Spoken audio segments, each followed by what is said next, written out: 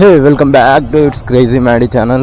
చాలా రోజుల తర్వాత at a long time video. అది కూడా ఎందుకు అంటే చెప్తా రీజన్స్.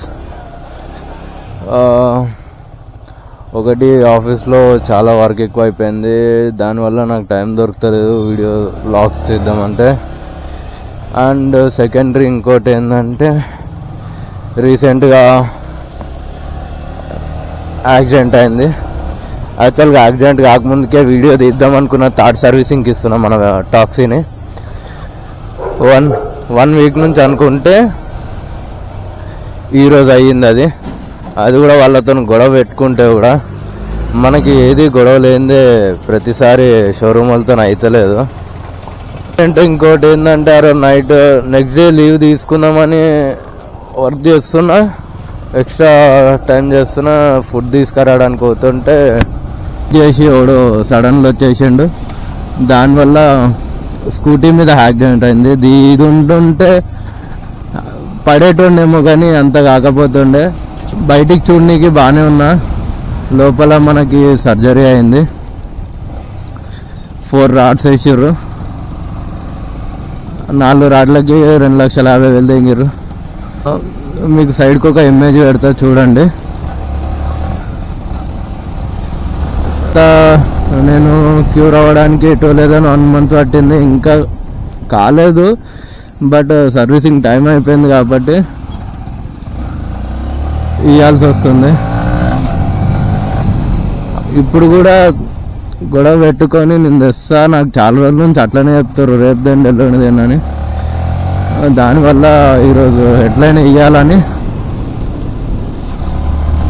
ఇస్తున్నా. ఎందుకంటే మెయిన్ ఏది చేసినా చేయకపోయినా బైక్ని కొంచెం టైంకి సర్వీసింగ్ చేయించుకోవాలి. ఎందుకంటే తర్వాత అది మనకి హ్యాండ్ ఇచ్చేస్తుంది. ఇంకా చాలా మాట్లాడాలి మీతోని.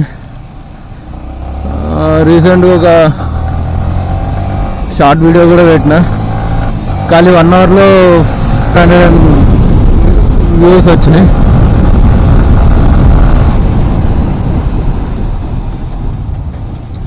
అండ్ యాక్సిడెంట్ తర్వాత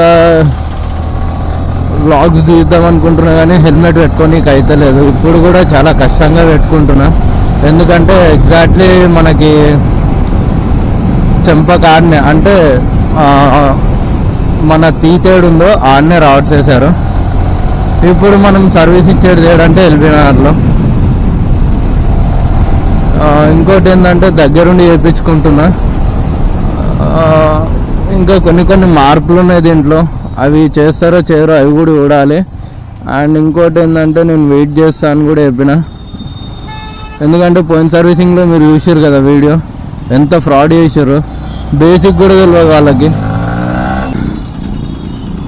ఎట్ ఏ లాంగ్ టైం మన టాక్సీ గాడిని ఇంత దారుణంగా నడుపుతున్నా. ఎందుకంటే నాకు అస్సలు మనసు ఒప్పుతలేదు రోడ్ మీదకి అసలుకి బండి తీసుకురాకపోతే. అండ్ ఇంకోటి ఏంటంటే సర్వీసింగ్ కూడా ఇవ్వకపోతే అస్సలు నాకు మనసు ఒప్పదు. టైంకి సర్వీసింగ్కి ఇచ్చేసేయాలి, ఏది ఇచ్చినా ఇవ్వకపోయినా.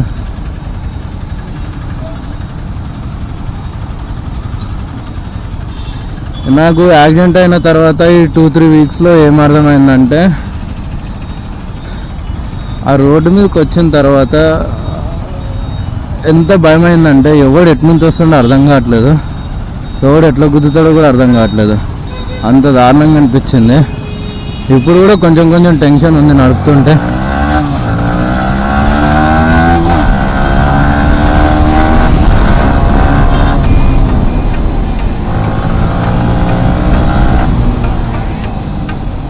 బట్ చాలా వరకు నేను చాలామందికి చెప్పిన, ఆల్మోస్ట్ అన్ని వీడియోస్లో నేనే అంటే చెప్తుంటా హెల్మెట్ పెట్టుకోవాలి అని. ఆ రోజు నైట్ ఒక్క హాఫ్ అన్ అవర్ అంటే ఒక డే ఉంటుంది ఖచ్చితంగా ఎవరికైనా దరిద్రం అన్నది.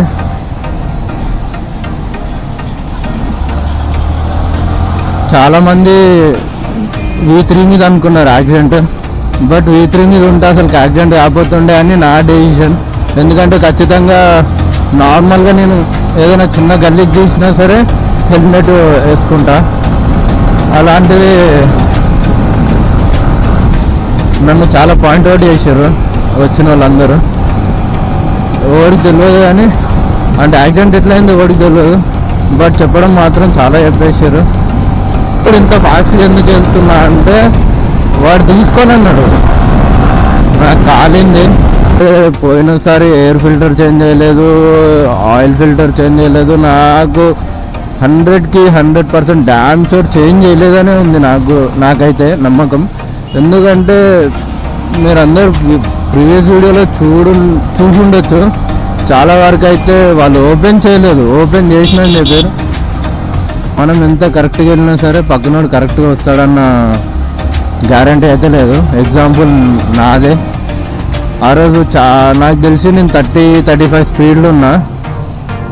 30-35 అంటే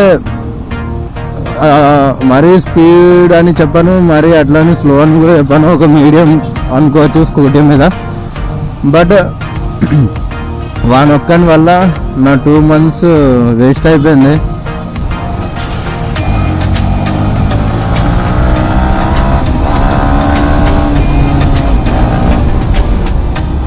యాక్చువల్గా ఐ బీటెడ్ అనుకుంటున్నా, షోరూమ్ని దాటేసినా. దాటితే మాత్రం దమ్దం.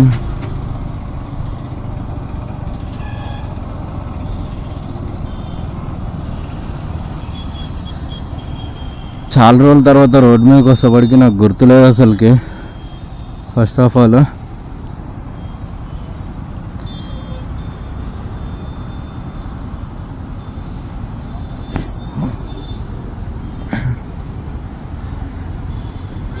ఈయన ఉంది.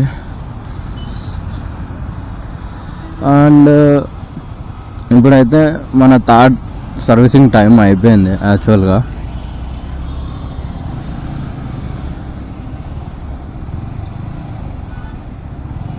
టైం అయిపోవడం వల్ల చూడాలి వాళ్ళు ఏమంటారో.